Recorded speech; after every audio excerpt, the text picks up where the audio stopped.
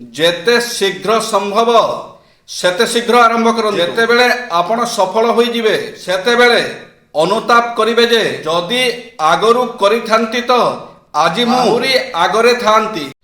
ଜଣେ ଦାନୀ ଠାରୁ ଜ୍ଞାନୀ ମହାନ ହୋଇଥାଏ, କାହିଁକି ନା ଦାନୀ ଠାରୁ ମିଳିଥିବା ଦାନ କିଛି ଦିନ ପର୍ଯ୍ୟନ୍ତ ଯାଇଥାଏ, କିନ୍ତୁ ଜ୍ଞାନୀ ଠାରୁ ମିଳିଥିବା ଜ୍ଞାନ ଆଜୀବନ ସାଥିରେ ରହିଥାଏ। ଜଣେ ବ୍ୟକ୍ତି ଜଣେ ଗୁରୁଙ୍କୁ ପଚାରିଲେ ସେଲିବ୍ରେସନ କରିବାର ସର୍ବୋତ୍ତମ ଦିନ କ'ଣ? ଗୁରୁ ସ୍ନେହରେ କହିଲେ ମୃତ୍ୟୁର ଗୋଟେ ଦିନ ପୂର୍ବରୁ। ବ୍ୟକ୍ତି କହିଲେ ମୃତ୍ୟୁର ତ କୌଣସି ସମୟ ସୀମା ନାହିଁ। ଗୁରୁ ହସିକି କହିଲେ ତାହେଲେ ଜୀବନର ପ୍ରତ୍ୟେକ ଦିନକୁ ଶେଷ ବୋଲି ଭାବନ୍ତୁ ଆଉ ଏନ୍ଜୟ କରନ୍ତୁ।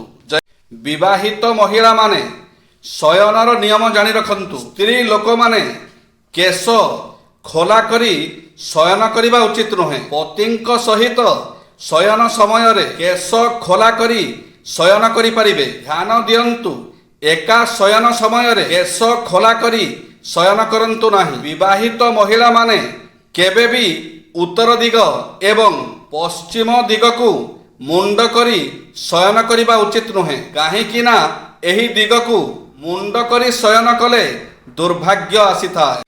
3 ଜଣ ଧନୀ ବ୍ୟକ୍ତିଙ୍କର ଉପଦେଶ। ୱାରେନ୍ ବଫେଟ୍ କହିଥିଲେ 5,000 ଟଙ୍କାର ସାର୍ଟ ପ୍ୟାଣ୍ଟ ପିନ୍ଧିବା ଅପେକ୍ଷା 1,000 ଟଙ୍କାର ପ୍ୟାଣ୍ଟ ସାର୍ଟ ପିନ୍ଧନ୍ତୁ ଆଉ 4,000 ଟଙ୍କା ପକେଟରେ ରଖନ୍ତୁ। ଅସୁବିଧା ସମୟରେ କାମରେ ଆସିବ।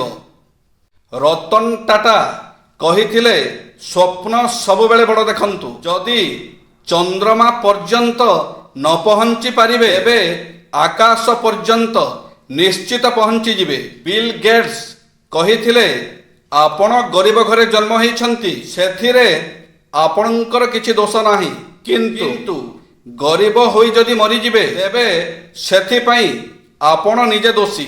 ବିବାହ ଗୋଟିଏ ବାପା ଯୌତୁକ ନ ଦେଇପାରେ, ହେଲେ ତା ଛାତି ଭିତରୁ କଲିଜା କାଢି ଅନ୍ୟ ହାତରେ ଧରେଇ ବିଦାୟ କରେ। ତଥାପି ଏ ଦୁନିଆ ବାପାଙ୍କୁ ପଚାରେ ତୋ ଝିଅକୁ କ'ଣ ଦେଇଛୁ, ହେଲେ କେହି ବି ବୁଝନ୍ତିନି ଗୋଟିଏ ବାପାର ତା ଝିଅ ହେଉଛି ଯୌତୁକ ଠାରୁ ବେଶୀ ଦାମୀ। ଯେପରି ଲେମ୍ବୁର ଗୋଟାଏ ବୁନ୍ଦା 1000 ଲିଟର କ୍ଷୀରକୁ ନଷ୍ଟ କରିଦିଏ, ଏହିପରି ମଣିଷର ଅହଙ୍କାର ହିଁ ତାର ସମସ୍ତ ସମ୍ପର୍କକୁ ନଷ୍ଟ କରିଦିଏ। ଗୋଟେ ନାରୀ ଖୁସିରେ ରହିଲେ ଗୋଟେ ପୁରୁଷ ଖୁସିରେ ରହେ। ସ୍ତ୍ରୀ ଖରାପ କାମ କଲେ ତାର କର୍ମଫଳ ତା ସ୍ୱାମୀକୁ ମିଳିବ। ସ୍ତ୍ରୀ ଭଲ କାମ କଲେ ତା କର୍ମଫଳ ତା ସ୍ୱାମୀକୁ ମିଳିବ। ନାରୀ ପଣତରେ ଥାଏ ଧର୍ମ, ପୁରୁଷ ହାତରେ ଥାଏ କର୍ମ। ଯିଏ ସବୁ କିଛି ହରେଇ ବି ଶାନ୍ତ ରହେ ଆଉ ଏକାଗ୍ର ଚିତ୍ତରେ ରହିଥାଏ, ସେ ହିଁ ସମୟକ୍ରମେ ସଫଳତା ହାସଲ କରିଥାଏ। ଆଜିର ସମାଜରେ ଏମିତି କିଛି ମାରାତ୍ମକ ଲୋକ ଅଛନ୍ତି, ଯଦି ଆପଣ ତାଙ୍କୁ ଆପଣଙ୍କର ଦୁଃଖ କହିବେ ସେମାନେ ଆପଣଙ୍କର ଦୁର୍ବଳତା ଭାବି ଖୁସି ହେବେ, ଆଉ ତାଙ୍କୁ ଆପଣଙ୍କର ସୁଖ ବିଷୟରେ କହିଲେ ସେମାନେ ଆପଣଙ୍କୁ ଈର୍ଷା କରିବେ, ଆପଣଙ୍କର କ୍ଷତି କରିବାକୁ ଉପାୟ ଖୋଜିବେ। ଟିକେ ଦେଖିକି ବନ୍ଧୁ, ଏ ଦୁନିଆର ସବୁଠାରୁ ଭୟଙ୍କର ଦୃଶ୍ୟ କ'ଣ ଜାଣନ୍ତି? ଚିହ୍ନା ମଣିଷର ଅଚିହ୍ନା ରୂପ। ମୁଁ ଯଦି ଠିକ, ମୋ କର୍ମ ଯଦି ଠିକ ଅଛି, ମୋ ବିରୋଧରେ ଯେତେ ଆଲୋଚନା ସମାଲୋଚନା କଲେ କୌଣସି ଫରକ ପଡ଼ିବ ନାହିଁ। ଈଶ୍ୱର ସାଥିରେ ଅଛନ୍ତି, ତେଣୁ ସମୟ ନଷ୍ଟ କରି କାହାକୁ ପ୍ରମାଣ ଦେବା ଆବଶ୍ୟକ ନାହିଁ।